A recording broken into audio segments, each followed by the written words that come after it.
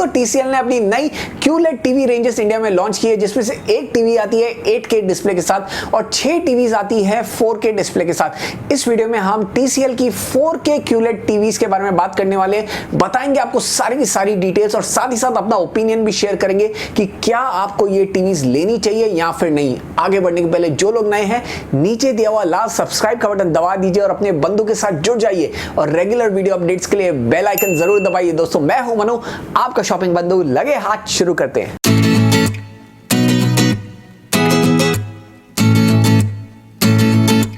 दोस्तों TCL ने 4K display के साथ दो QLED टीवी रेंजेस निकाले हैं, C715 और C815।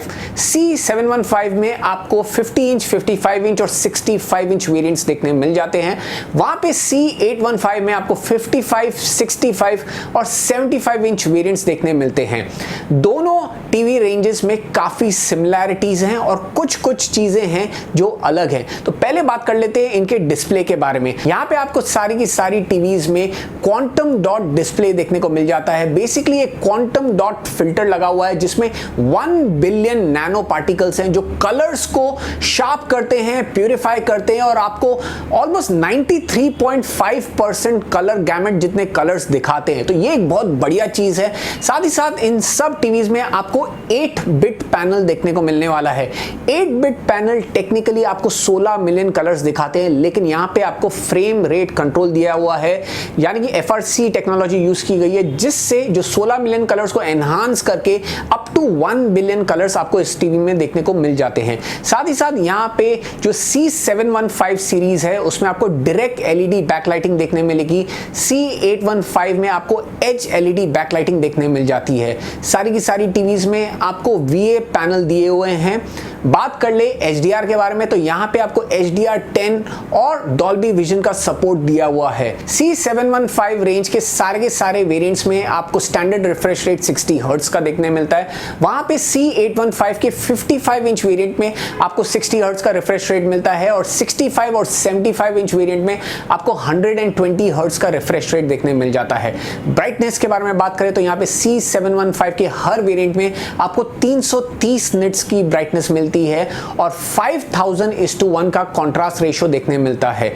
वहां पे C815 के 55 इंच मॉडल में आपको 400 निट्स की ब्राइटनेस और 5000:1 का स्टैटिक कॉन्ट्रास्ट रेशियो और C815 के 65 इंच और 75 इंच के वेरिएंट्स में आपको 4000:1 का कॉन्ट्रास्ट रेशियो और 400 निट्स की ब्राइटनेस देखने मिल जाती है। तो ये कुछ डिफरेंसेस हैं ब्राइटनेस और कॉन्ट्रास्ट रेशियो में। इन सब टीवीज में आपको 3 HDMI पोर्ट और 2 USB पोर्ट देखने मिलते हैं, जिसमें से एक HDMI port HDMI arc port है और HDMI 2.0 कंप्लायंट है। इन सब टीवीज में आपको ऑफिशियल एंड्रॉइड देखने को मिलेगा। यहाँ पे गूगल क्रोमकास्ट का सपोर्ट है, साथ ही साथ गूगल असिस्टेंट का सपोर्ट भी देखने को मिल जाता है।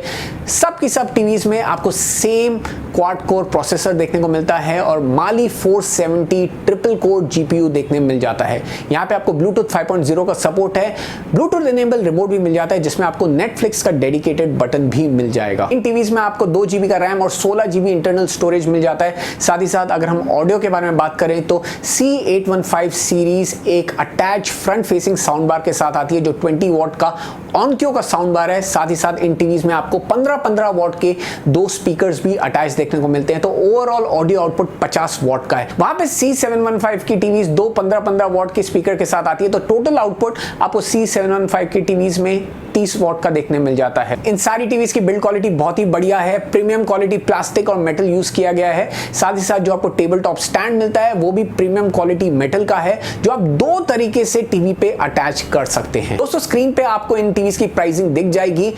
अब बात कर लेते हैं क्या आपको ये टीवीज लेनी चाहिए या फिर नहीं। दोस्तों ओवरऑल ये पैकेज काफी डिसेंट है, लेकिन काफी कुछ चीजें हैं जो मुझे इन टीवीज की पसंद नहीं आई है। 1 बाय 1 मैं आपको बता देता हूं। सबसे पहली चीज दोस्तों, यहाँ पे जो ब्राइटनेस दी गई है 330 निट्स की C715 मॉडल्स में और 400 निट्स की C815 मॉडल्स में, मेरे हिसाब से थोड़ी सी कम है। आपको जो बजट टीवीज है जो 25-30 हजार रुपए में आती है, वो भी आपको 400 निट्स की ब्राइटनेस दे रहे हैं। तो यहाँ पे ब्राइटनेस मेरे हिसाब से काफी कम है।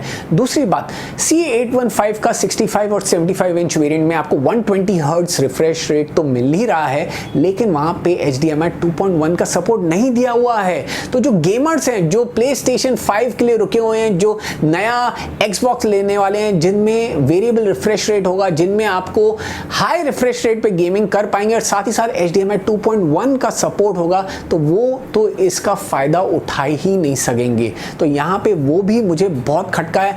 एटलीस्ट 65 इंच और 75 इंच वेरिएंट्स में तो HDMI 2.1 का सपोर्ट होना चाहिए था।